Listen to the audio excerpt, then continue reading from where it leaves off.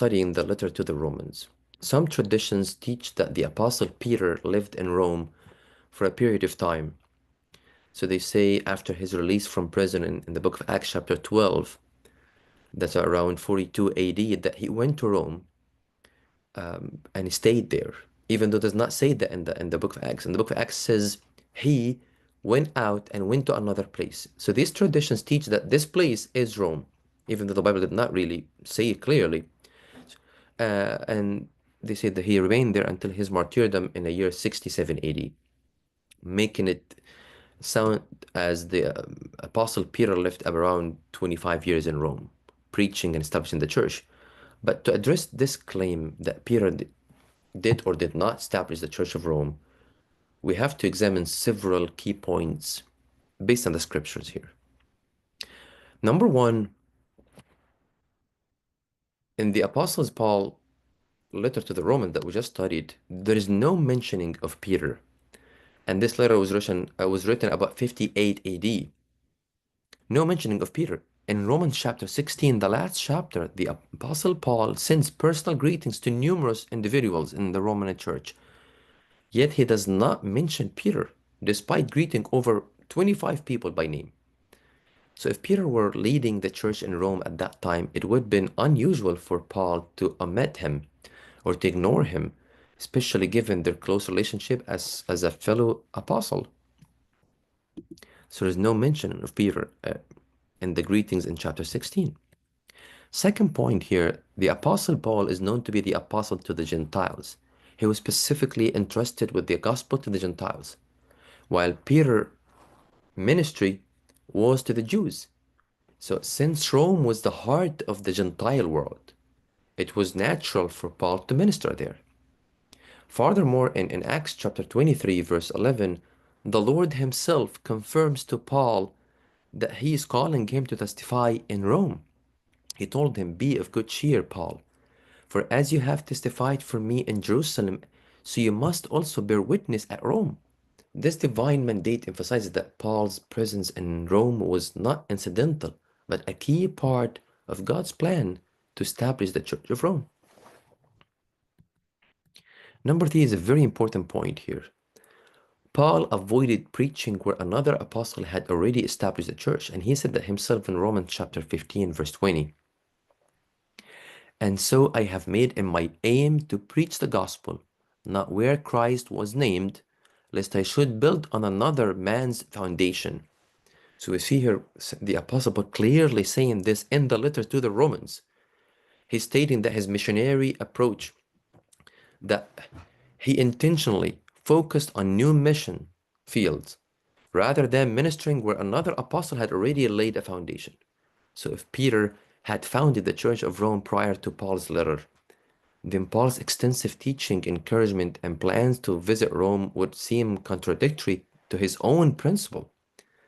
This suggests that while Christians already existed in Rome, the church had not been formally founded by an apostle before Paul's.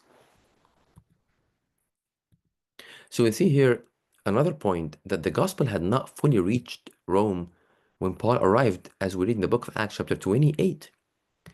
Let's read together.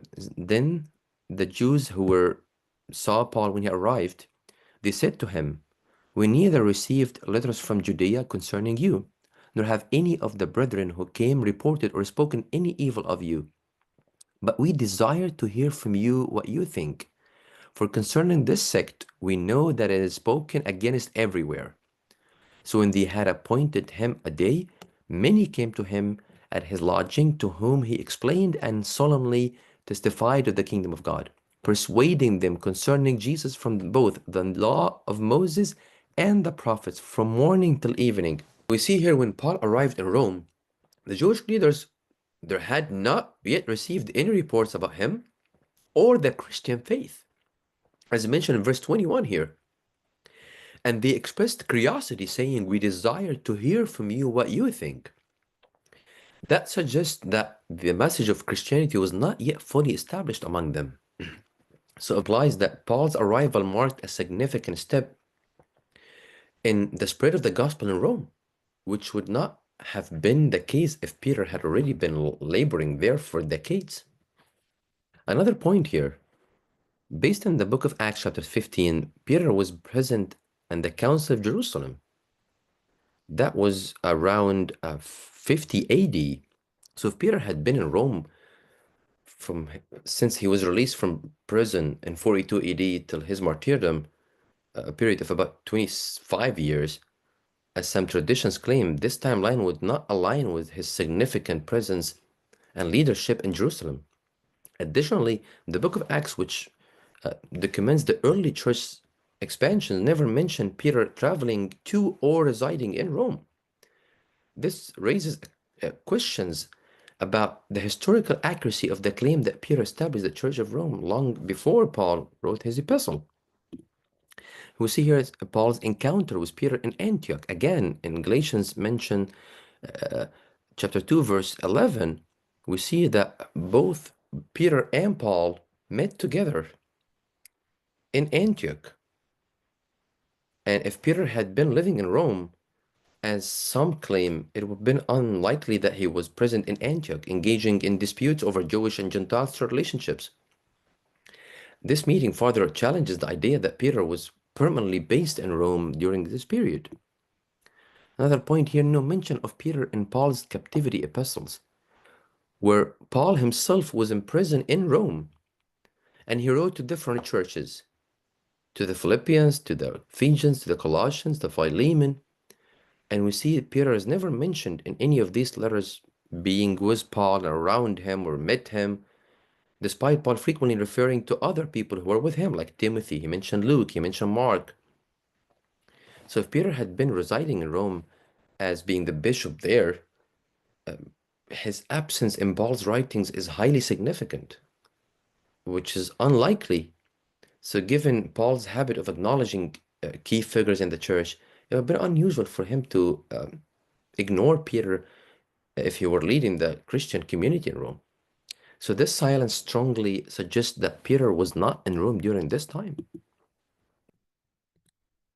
And the last point here, all evidences point to Paul, not Peter. Looking at all of these biblical references, there is no direct biblical evidence that Apostle Peter preached in Rome, while early Christian tradition holds that Peter went to Rome at the end of his life and was martyred there. The Bible itself does not record any mission or extended ministry by Peter in the city. Yes, he was martyred in Rome, but no mentioning of his preaching in Rome. In contrast, the letter to the Romans by Paul and the book of Acts, both of them clearly documents that Paul was in Rome and he ministered there and his interaction with the believers, yet Peter is never mentioned as being present.